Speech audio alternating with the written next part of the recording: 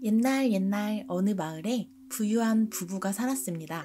그들에게는 세 아들이 있었지만 귀여운 딸을 갖고 싶었던 부부가 뒷산 동굴 앞에서 매일 지극정성으로 빌고 또 빌었습니다. 신령님, 우리에게 예쁜 딸 하나만 점지해 주옵소서. 그런데 동굴 속에서 천년 묵은 여우가 가만히 그들의 기도를 듣고 있었죠. 저 부부의 딸이 되겠어. 100일 후 노부부는 드디어 예쁜 딸을 얻게 되었습니다. 늦은 나이에 얻은 딸이 너무도 귀했기에 그들은 새 아들보다 딸에게 더 큰 사랑을 주며 귀하게 키웠습니다. 딸은 무럭무럭 자라서 어느덧 7살이 됩니다. 그런데 언제부턴가 집안에 이상한 일이 생겨납니다. 집안의 소와 말들이 기괴한 모습으로 죽어나가는 겁니다. 밤사이 간만 사라진 채 끔찍한 몰골로 한 마리씩 죽어 있었죠. 영감은 첫째 아들을 불렀습니다. 집안에 자꾸 이상한 일이 생기는구나. 오늘은 네가 외양간을 좀 지켜보거라. 그날 밤 첫째 아들이 외양간 뒤에 숨어듭니다. 늦은 밤이 되도록 아무 일도 일어나지 않자 첫째는 스르륵 잠이 들고 말았는데요. 문득 눈을 떠보니 이미 아침 해가 훤히 떠 있었고 소가 역시나 기괴한 모습으로 죽어 있습니다. 첫째는 아버지에게 혼날까봐 두려워서 밤새 졸지 않고 지켜봤지만 아무 일도 일어나지 않았다고 거짓말을 합니다. 실망한 영감은 둘째 아들에게 똑같은 과제를 주었죠.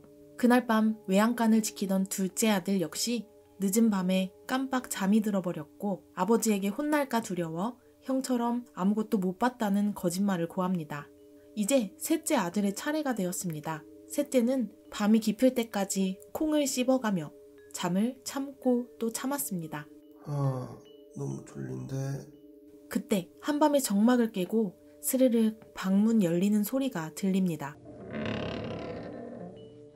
이때 희끗한 형체가 방에서 걸어나와 외양간으로 다가옵니다. 길게 따은 머리에 펄럭이는 치마를 보니 분명 누이였습니다. 그런데 가까이서 보니 누이의 치마 밑으로 꼬리 9개가 튀어나와 있는 것이 보였습니다. 소에게 다가간 누이가 갑자기 여우 울음소리를 냅니다. 아우! 그리고 소의 배를 찢더니 팔뚝을 쑥 넣어서 소의 간을 꺼내 먹는 것이었습니다. 소는 그 자리에서 푹 고꾸라집니다. 셋째 아들은 입을 틀어막고 벌벌 떨면서 이 장면을 지켜봅니다. 허겁지겁 간을 먹은 누이가 치마 속으로 다시 꼬리를 숨기고는 다시 살금살금 방으로 들어가 버렸죠. 다음날 아침 밤새 고민하던 셋째 아들이 결국 아버지에게 사실대로 고합니다. 아버지, 간밤에 소의 간을 빼먹은 사람은 바로 누이였어요.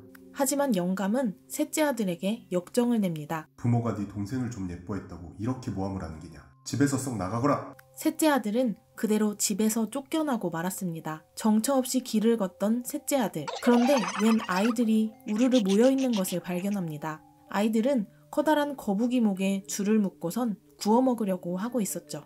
가까이 다가가 보니 거북이는 눈물을 흘리고 있었습니다. 셋째는 거북이가 불쌍해졌고 결국 아이들에게 돈을 주고 그 거북이를 사서 바다에 풀어주었죠. 그리고 정처 없이 바닷가를 따라 걷고 있는데 갑자기 바닷물이 쫙 갈라지더니 그 속에서 흰 말을 탄 사람이 나타납니다. 저는 용왕의 아들입니다. 당신이 살려준 거북이는 제 누이입니다. 세상 구경을 나왔다 봉변당한 제 누이를 살려주어 고맙습니다. 당신을 용궁에 모셔가려고 왔습니다. 셋째 아들은 용왕의 아들을 따라 용궁으로 갑니다. 용왕은 몹시 기뻐하며 셋째 아들을 극진히 대접합니다. 그리고 셋째 아들은 용왕의 딸과 결혼하여 행복하게 살았죠. 이렇게 해피엔딩일까요? 이야기는 이제부터 시작됩니다. 셋째 아들은 행복한 와중에도 가족들이 그리워지기 시작합니다. 그래서 아내에게 고향집에 가봐야겠다고 말했죠. 하지만 용왕의 딸은 집에 가도 아무도 만날 수 없을 거라며 말리는 거였습니다. 셋째 아들은 가족을 보러 가겠다며 고집을 부렸고 결국 용왕의 딸이 하얀 병, 파란 병, 빨간 병, 총 3개의 병과 흰 말을 챙겨줍니다.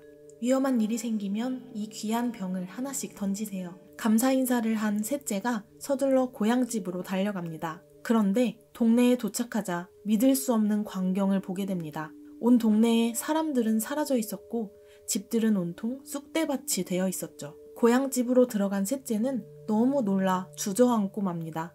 따뜻했던 옛 집은 마치 흉가처럼 변해 있었고 마당에는 의문의 뼈들이 널브러져 있었습니다. 그때 갑자기 방문이 삐걱대며 열립니다.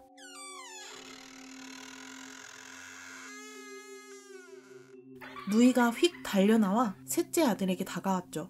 그런데 누이의 얼굴이 이상했습니다. 눈은 시뻘겋고 입은 크게 찢어져 있었죠. 오라버니, 어딜 갔다 이제 와요? 밥 차려드릴 테니 얼른 방으로 들어가세요. 겁에 질린 셋째 아들은 애써 표정 관리를 하며 머리를 굴립니다. 도망갈까? 아니야. 가족들의 행방부터 알아봐야겠다. 누이는 셋째 아들의 손목에 끈을 묶고 끈의 다른 쪽은 자신의 손목에 묶었습니다. 오라버니, 방에서 조금만 기다리세요. 부엌에서 쓱쓱 칼 가는 듯한 소리가 들렸습니다. 셋째 아들은 가만히 있다간 자기도 죽겠다는 공포에 휩싸였고 살금살금 손목에 끈을 풀어서 문고리에 메어둡니다. 그리고 조용히 말에 올라타서 달아나기 시작합니다. 말발굽 소리를 들은 누이가 급히 부엌에서 뛰쳐나옵니다. 오라버니 한 끼, 말 한 끼, 내 두끼 식사가 도망치는구나. 겁에 질린 셋째 아들이 있는 힘껏 달아나기 시작합니다. 그런데 뒤에서 깔깔 웃는 소리가 들려옵니다. 어디를 가려고? 꼬리 9개 달린 여우로 변신한 누이가 엄청난 속도로 그를 쫓아오고 있었습니다. 여우는 너무나도 빨랐고 금방이라도 말꼬리를 잡을 것 같았습니다. 셋째 아들은 쿵쾅대는 심장을 진정시키려 노력하면서 하얀 병을 여우에게 집어던집니다. 하얀 병이 깨지자 신기하게도 큰 가시덤불이 생겨났고 여우 누이가 그 속에 갇혀 허우적댑니다. 그 틈을 타서 셋째 아들이 멀리 달아나기 시작하는데요. 가시덤불에 살이 찢겨 피투성이가 된 여우 누이가 다시 그를 쫓아옵니다. 오라버니 한 끼, 말 한 끼. 또다시 여우 누이가 말의 꼬리를 잡을락 말락하자 셋째 아들은 급히 파란 병을 집어던집니다. 파란 병이 깨지자 신기하게도 주변이 물바다가 되었고 여우 누이가 물속에서 버둥댑니다. 그 사이에 셋째는 있는 힘껏 다시 도망치기 시작합니다. 이제는 못 따라올 거라 생각한 셋째가 뒤를 돌아보니 물에 젖은 여우가 다시 미친 듯이 쫓아오기 시작합니다. 오라버니 한 끼, 말 한 끼. 잡히면 죽을 것 같은 공포감에 셋째가 다시 빨간 병을 던집니다. 빨간 병이 깨지더니 주변은 불바다에 휩싸이는데요. 여우가 불에 탄 채로 셋째 아들을 쫓아오는가 싶더니 결국 불덩이가 된 몸이 점점 까맣게 타버리고 맙니다. 두 끼만 더 먹으면 인간이 될 수 있었는데. 불길이 꺼진 곳에선 새까맣게 탄 여우 시체가 남아있었습니다.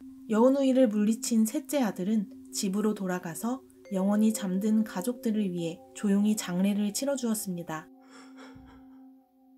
아버지, 어머니, 형님들, 하늘에선 부디 행복하세요. 셋째 아들은 그 길로 용궁에 다시 돌아갔고 용왕의 딸과 함께 오래오래 행복하게 살았답니다. 알고 싶은 이야기가 있으시다면 언제든 댓글로 주제를 신청해주세요. 구독과 댓글은 영상 제작에 큰 힘이 됩니다. 감사합니다.